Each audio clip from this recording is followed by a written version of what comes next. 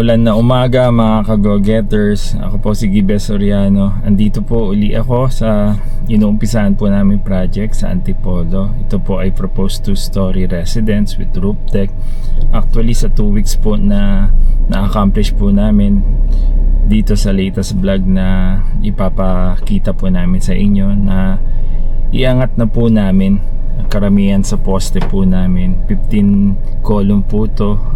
Isa na lang po ang ginagawa po namin kasalukuyan. Kiniklear yung excavation na ginawa ng backhoe.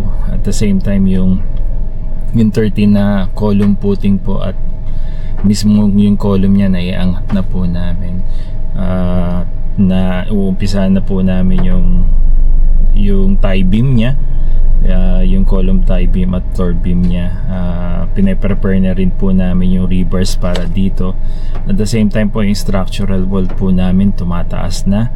So sa 2 linggo na yon, tuloy-tuloy na hukay, tuloy-tuloy na buhos ng puting, tuloy-tuloy na pag-angat ng poste. Medyo nababagalan po ako dahil gawa nga po ng napakatigas ng condition po ng lupa at adobe po siya. Actually yung last na hukay po namin kahapon, may mga malalaking bato po kami na naitanggal na sa hukay niya bago po namin na sinisimulan i-clear yung hukay na to. Ito po yung sa huling poste po sa gitna po ng bahay, malapit po sa main stair niya. So samahan nyo po muli ako sa vlog na ito at makikita nyo rin po yung latest site update po natin after 2 weeks nung huling vlog po na na-share po namin sa inyo. So sa mga hindi pa po nakaka-subscribe sa aming channel, hope you like and subscribe also to our channel at i-hit nyo na rin po yung notification bell para po updated po kayo at masubaybayan nyo po hanggang sa katapusan po nitong project po na ginagawa po natin sa Antipolo. So samahan nyo po muli ako sa job site. Maulan ngayon dito sa job site, medyo humina siya.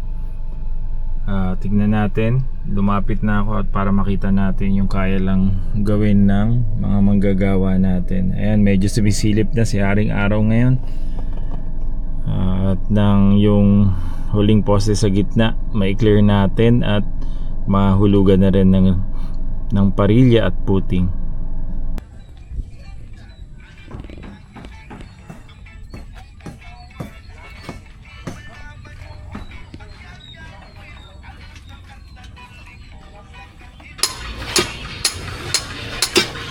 Ito yung huling hukay ng poste na kiniklear.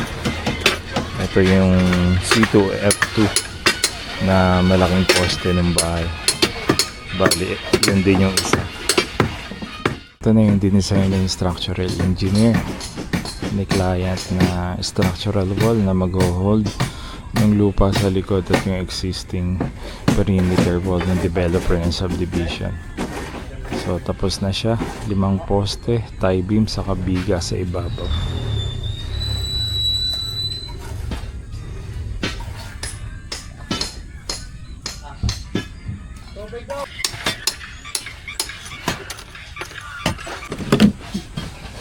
Ito na yung ongoing formwork sa column tie beam.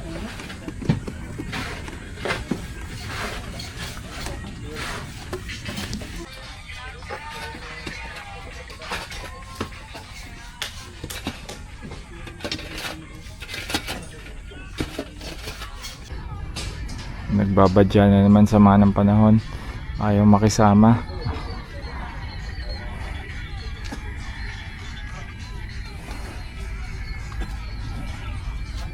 Mukhang mag-i-slow down talaga preparasyon namin ng rebars para sa tie beam.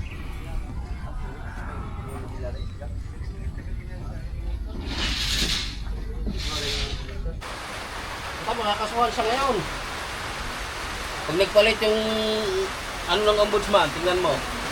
Madali siya po dyan. Ayan, tigil trabaho, umuulan. Si Mang Erning andito, oh. Yari sa ano Ning, paayos mo flood control, ha. Pakiusap mo, ha. Huwag babaha dapat sa inyo. Hindi yan nakapagata. Ginagawa na naman, kaya lang talaga kaya pa. Ang dami na yung tumila yung ulan ngayon, iuhulog na nila yung pang-14 na poste dito sa loob ng bahay. Ito yung C2F2. Isa to sa malaking poste na ng buong structure ng bahay.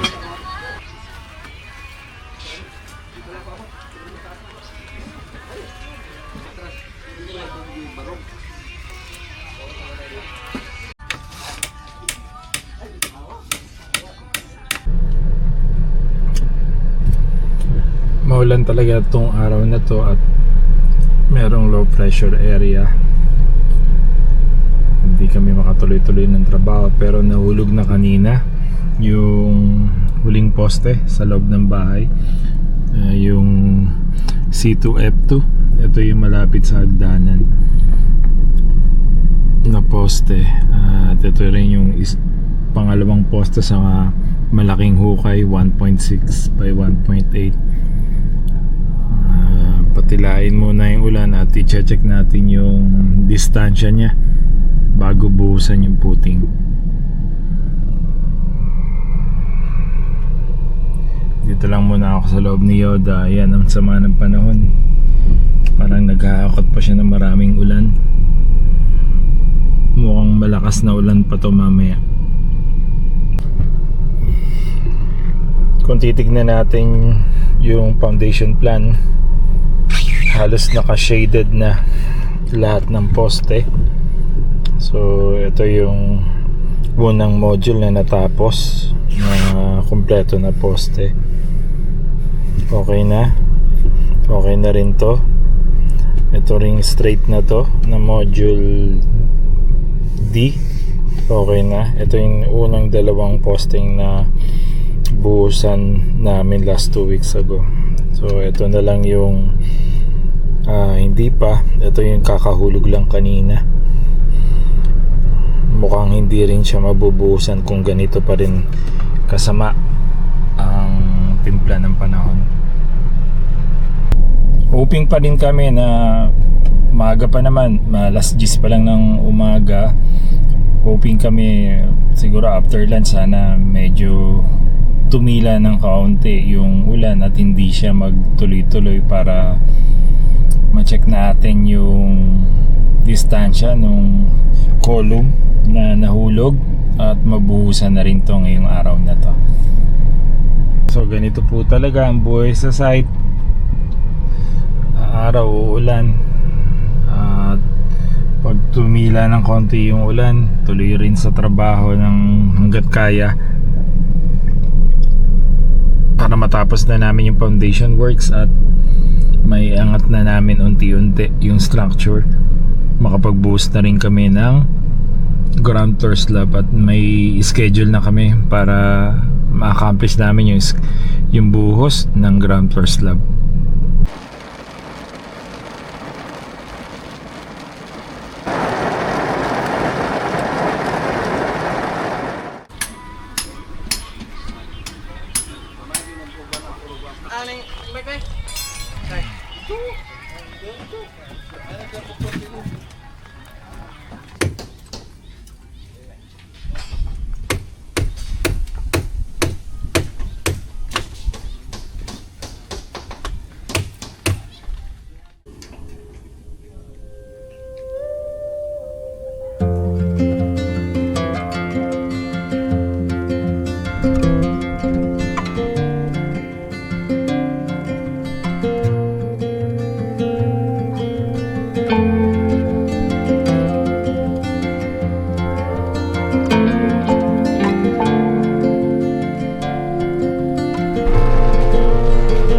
Nagsimula na naman ang ulan, grabe ang dilim.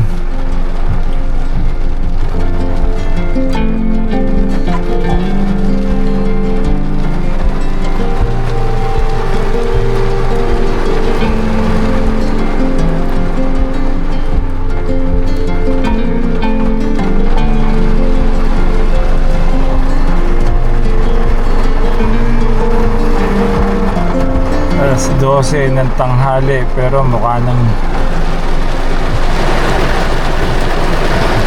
hapon na sa dilim ng langit. Malakas na ulan to. Dito muna tayo kay Yoda.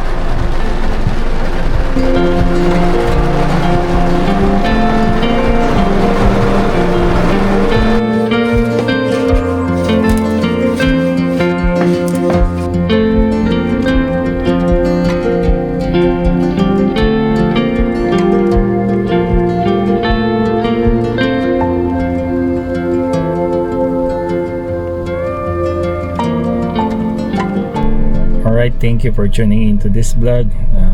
Medyo nahirapan kami at maghapon umuulan. Nevertheless, natapos din po yung kahuli-huli ang poste na naihulog at nabuhusan din po yung puting niya. So, see you in the next vlog po. Maraming salamat pong muli. Sana po mag-subscribe din po kayo sa aming channel at masubaybayan nyo pa po yung mga paparating pang vlogs hanggang sa pagtatapos po.